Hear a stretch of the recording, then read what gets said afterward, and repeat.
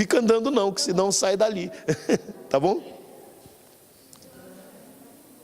Qual o seu nome? Vera. Vera, como era a sua vida antes de você chegar ao centro de ajuda? A minha vida era completamente destruída, ou seja, vida espiritual, tinha problemas muito, ou seja, manifestava sempre. Em casa? Também. Passava mal em casa? Sim, muito. O que acontecia? O que se passava?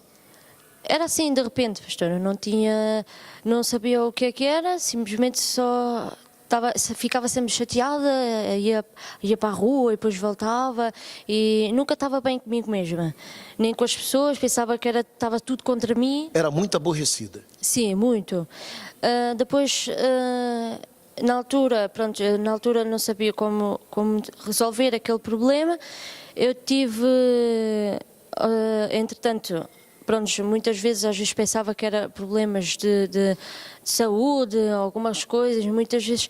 Chegou aí a especialista, psicólogo, psiquiatra? Não, pastor, porque eu sempre tive aquela fé que nunca, não era preciso ir aos médicos, nada psicólogos, que eu é que tinha que resolver aquilo. Mas não conseguia? Mas não conseguia, pastor, era sempre assim. Como é que era a sua noite? Dormia a noite direito bem, não dormia? Como é que era? A noite era, pastor, eu umas vezes dormia, ou tinha pesadelos, muitas vezes dormia, mas era como se, por exemplo, estava a dormir tranquila e depois de repente virava-me assim do nada, como se estivesse a sonhar, pastor, virava-me, era como se estivesse aqui dentro de um buraco, tá a ver? E então aquilo, quando eu acordava de repente, e não era a cama, estava ao lado. Como é que era o relacionamento familiar com a sua família? Como é que era? Era o básico, pastor, como eu tinha dito, era sempre, não acreditava, não falava com ninguém. Não conversava? Não conversava. Você se fechava dentro de casa, no seu mundo, e vivia como uma estranha para a sua família? Sim, pastor.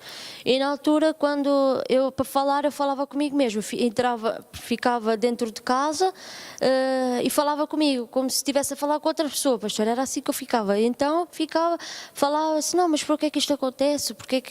E era assim. Só fazia perguntas, mas não resolvia nada? Sim, e era sempre o porquê. Qual foi o seu fundo de poço? O momento mais doloroso da sua vida antes de você chegar ao centro de ajuda? O fundo do poço, pastor, foi na altura quando já estava dentro da igreja, nessa altura quando... Já tinha chegado? Sim, já tinha chegado. E como é que você chegou à igreja então, para a gente poder acertar? Na altura quando conheci o meu marido, ele falava-me sobre, olha, tenho que te levar a um sítio assim, vais gostar. E eu pensava, mas qual sítio? Perguntava sempre qual sítio é que era.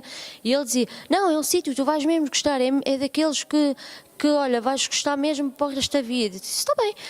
Só que ficou um ano assim, ele sempre a dizer-me, disse, tudo bem.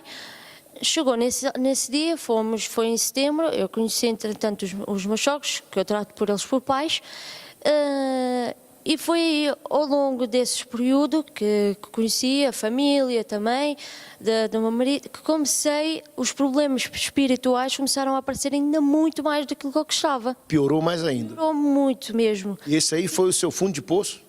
Sim, pastor, porque havia dias em que eu acordava de manhã, houve uma manhã que eu tinha acordado, pastor, e simplesmente a minha mãe virou-se, e até foi a minha irmã, a Cátia, que me disse assim, Vera, o que é que tu tens na cabeça?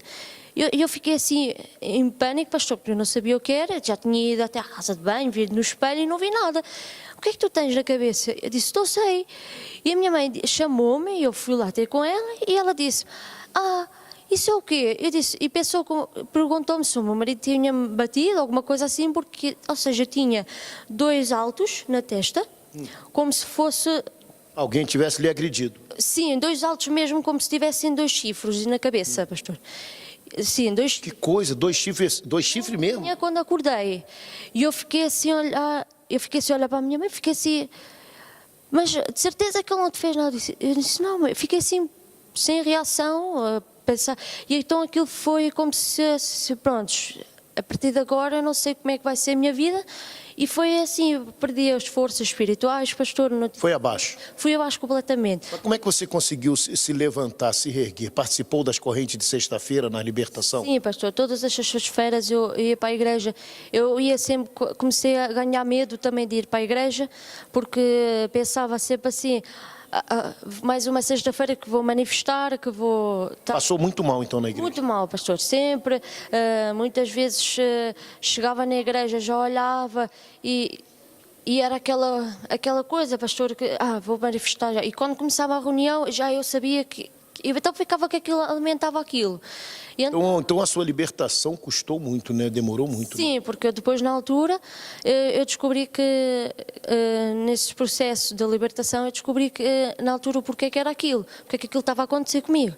Então que tinha sido a minha mãe que tinha posto, ou seja, tinha-me dado ao diabo. Tinha feito alguma coisa para você. Ela entregou você para o diabo. Sim. Você não sabia, só foi saber depois que estava na igreja. Sim, pastor. Porque eu tinha assim momentos em que parecia que me estavam, não sei explicar, era assim uma coisa a apertarem-me na altura. E quando isso aconteceu, eu vim a descobrir realmente o que era isso. Muito triste, né? Sim. E como é que você está hoje?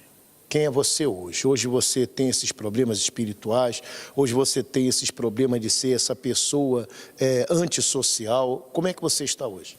Hoje estou bem, pastor. Hoje venho à igreja, faço os meus propósitos, dou os meus dízimos, Está liberta? Estou liberta, pastor. As insônias? Desapareceram. Maus sonhos? Desapareceram. Aqueles... E a solidão? Também desapareceu, pastor. É aquele ser nervoso, impaciente, como é que é? Não existe mais? Já não existe, pastor. É totalmente diferente. Vou na rua como se está tudo a rir-se para mim. Vou na rua sempre com alegria. Estou em casa com alegria. Então vale a pena a pessoa vir ao centro de ajuda? Sim, vale a pena. Ali olhando para aquela câmera, qual o conselho que você tem a dar para esta rapariga, para esta mãe, ou para esse pai ou esse rapaz que está ali assistir? Que está a passar por problemas igual aos seus ou até pior. Qual o conselho que você tem a dar, olhando para ali? Que venham no centro de ajuda. Claro que ao princípio, quando começa a vir os problemas, é que nós não devemos desistir, mas sim perseverar contra eles. Vai mudar a vida deles. Vai mudar, sim. Está aí, minha amiga, meu amigo, mais uma vida transformada. O mesmo pode acontecer com você. Nós estaremos ali na nossa sede regional no Cacém, na Praceta da Fraternidade Universal número 28A, pelas traseiras do Mercado Mini Preço.